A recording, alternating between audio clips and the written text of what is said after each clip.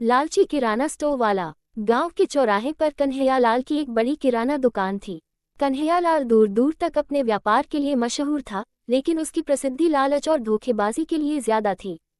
वह चीजों के दाम दोगुने रखता था और तराजू में गड़बड़ी करके ग्राहकों को हमेशा कम सामान देता था। कन्हैयालाल की एक और बुरी आदत थी, वह अपने पड़ोसी और गांव के लोगों का मजाक उड़ाता था, खासकर जब वे अपनी गरीबी या मजबूरी बताते थे। एक सुबह एक साधारण कपड़े पहने, गंभीर दिखने वाला व्यक्ति कन्हैयालाल की दुकान पर आया। उसका नाम विनोद था। विनोद ने कन्हैयालाल से कहा, सेठ जी, मुझे कुछ जरूरी सामान चाहिए। मैं इस गांव में नया हूं और कुछ दिनों के लिए यहाँ काम से आया हूं। मेरी ज़रूरतें थोड़ी अलग हैं, लेकिन मैं आपको अच्छा पैसा दूंगा। कन्हैयालाल ने सोचा, वाह, ये तो नया शिकार है। विनोद ने सबसे पहले 1 किलो उत्तम क्वालिटी का चावल मांगा।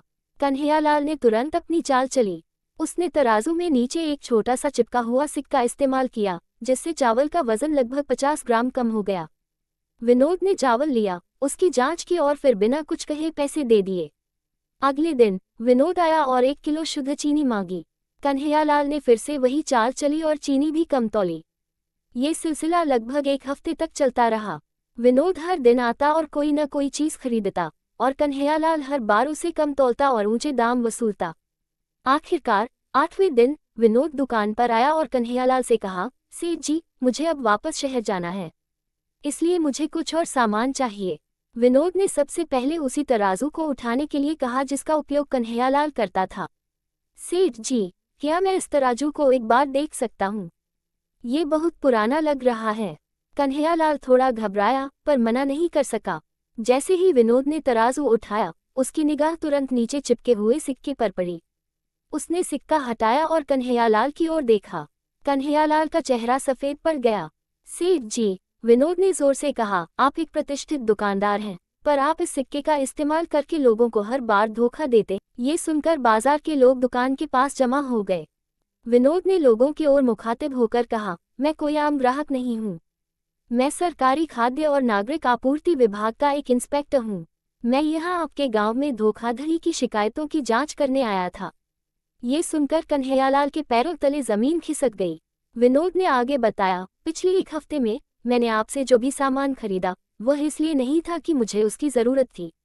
मैंने हर चीज़ को सील करके रखा है। आपके पास मौजूद हर सामान में वज़न कम था और सभी के बिल में दाम ज़्यादा थे। विनोद ने अपनी जेब से एक चिट्ठी निकाली, जो वास्तव में एक सरकारी नोटिस था। दुकान को सील किया जा रहा है और आप पर सरकारी नियमों के तहत भारी जुर्माना लगाया जाएगा। आपकी लालच ने आपको आपके व्यापार से दूर कर दिया है। कन्हैयालाल फूट फूट कर रोने लगा। उसने इंस्पेक्टर विनोद के पांव पकड़ लिए और माफी मांगने लगा, लेकिन अब बहुत देर हो चुकी थी। उसकी लालच की वजह से उसने अपनी दुकान, अपनी प्रतिष्ठा और गांव वालों का विश्वास सब कुछ खो दिया था। गांव वालों ने इंस्पेक्टर को धन्यवाद दिया।